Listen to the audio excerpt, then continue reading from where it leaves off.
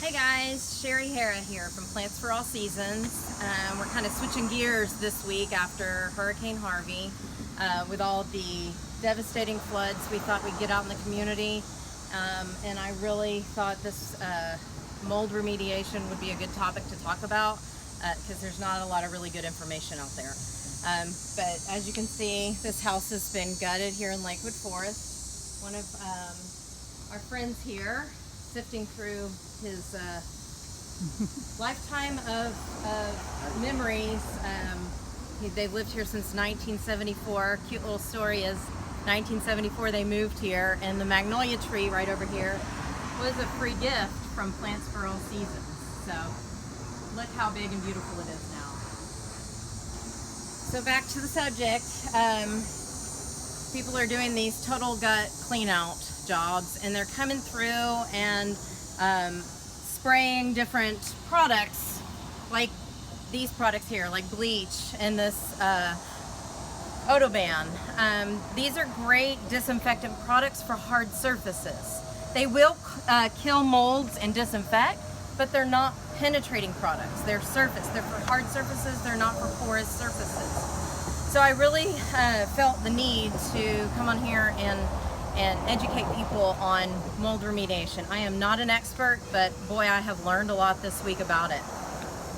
When you're in crisis mode and you're tearing out and you want to disinfect, you just go to whatever's available, and that's what people did. Not saying that's a wrong thing to do. I would have done the same thing. But for long-term control for mold buildup in your house, all your 2x4s have been wet, you really want to do what's right. So I've really researched and looked into a lot of different products. You want something that's going to be long-term and for porous materials. So this right here would be like a hospital-grade disinfectant. This would be the product that you would come in and spray before you had people gutting your home. Or when you have these piles of material that's had floodwaters on them, you could spray this. This will kill endless amounts of viruses, bacteria, E. coli, all the bad things that you would want to disinfect. That's why they use this in hospitals. You can use this on hard surfaces. You could just kind of put it in a pump-up sprayer and spray everything with it. You could go through and spray the whole inside of your house just to kill the dangerous disease-causing bacteria. This right here is what you would come back with and spray for your long-term mold control. So the wood dries out and you've sprayed your bleach and somebody comes and rebuilds. That wood is not completely dry. You can still have mold grow. And there's 3 different types of mold. We have just our wood staining molds. We have our wood decaying molds. The wood staining molds are just ugly. Most of this wood's going to be covered up, so that's not what we're concerned about. Our wood decaying molds and our fungal molds are what we have to worry about. So your wood decaying molds can do a lot of structural damage to your wood. If those grow on there and eat your wood, your house can become no longer structurally sound.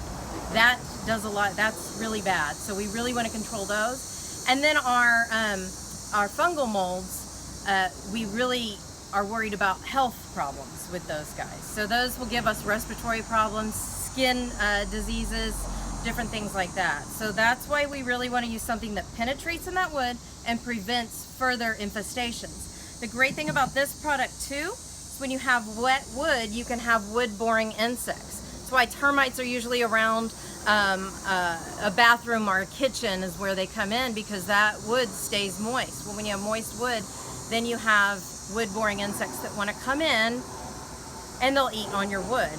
So this has 2 parts in it. It's got the Bora-Care and the mold care. This will kill the mold. This will penetrate the wood and prevent further infestations of wood-damaging insects. It's also going to kill cockroaches too. So that's a long-term effect. After your house is rebuilt, an insect enters your home, it will die. The great thing about these is they're safe to use. They're not really harmful chemicals. You do want to wear protection when applying them because they can be skin irritants. If you're, so I'm wearing gloves, I'm wearing a long sleeve shirt, and I've covered all my skin basically.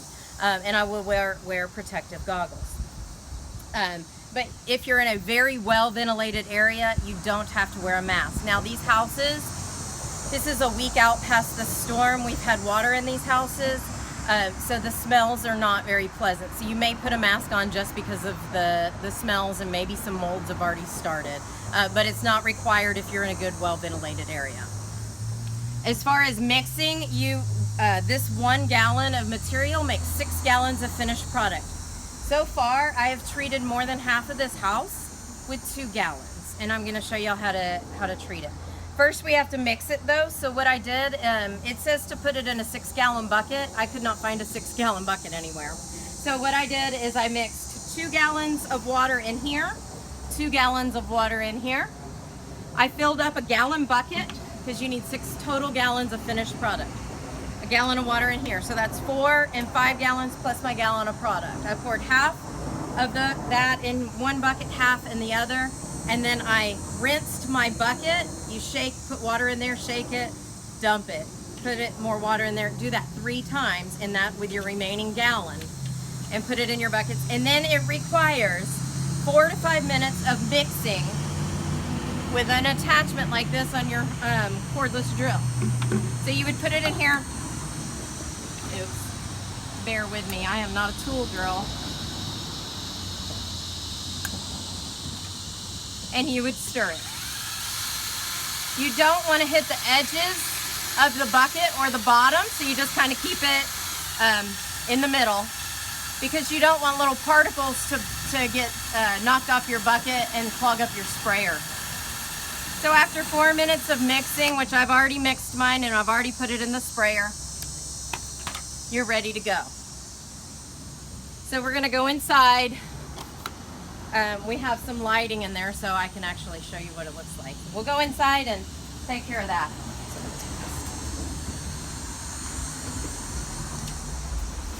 So this house has already been mudded, and they've taken up the drywall.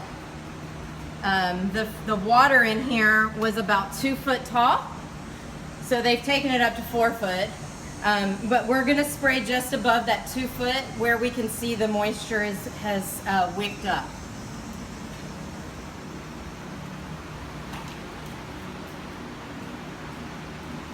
As you can see, there is a lot of damage. This is a house from 1974, so we're 43-year-old home here. Has already had termite damage. It's been treated for termites, but you can see how much damage those termites did. Now we're worried about mold and further termite damage or wood-boring insects. I'm sure this will be a complete gut job here. But what you want to do is you want to just a mist right above where the flood line was, and you want to go all the way around and try to spray completely. Now this product is really cool, where bleach is just a surface killer. So if there's mold starting inside that wood, the bleach is not going to do anything for it. It'll kill it on the outside, but it's not going to basically pull the root out. It's like a weed. You want to get it deep. This penetrates into the wood, and it's going to kill that mold. And it's also going to create basically a barrier so those wood-boring insects can't survive and can't do further damage. That's going to be what the bad problem is here soon, is going to be molds and wood-boring insects. So if you have the chance to get this done before you get rebuilt, I would say do it. Now I do carry this stuff at the nursery. It is a little bit costly, and I have several bottles of it right now, but I will do special orders for it. So over the next few weeks, you'll have contractors in talking about rebuild.